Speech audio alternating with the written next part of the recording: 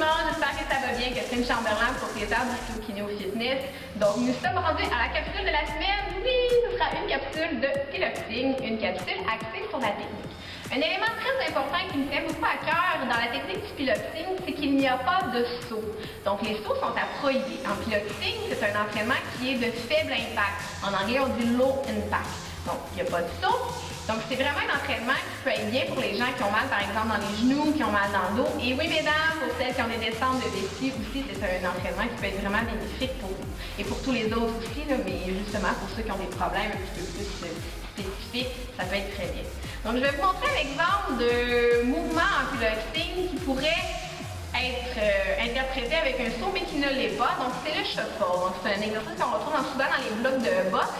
Donc, le shuffle, donc vous voyez que c'est très important de rester bas, donc de ne pas le sauter. En fait, le truc, c'est de penser qu'on a un plafond au-dessus de notre tête, environ à 1 ou 2 cm, puis on ne veut pas venir se cogner la tête. Donc, c'est vraiment de rester bas, les yeux à peu près à la même hauteur, et de shuffler. Donc, oui, on vient vraiment travailler les cuisses, on peut y aller de côté, devant, côté, mais jamais de venir le sauter. Donc, on va vraiment éviter les impacts. Vous allez peut-être pouvoir me dire, oui, mais Catherine, si je saute pas, j'aurai pas assez chaud.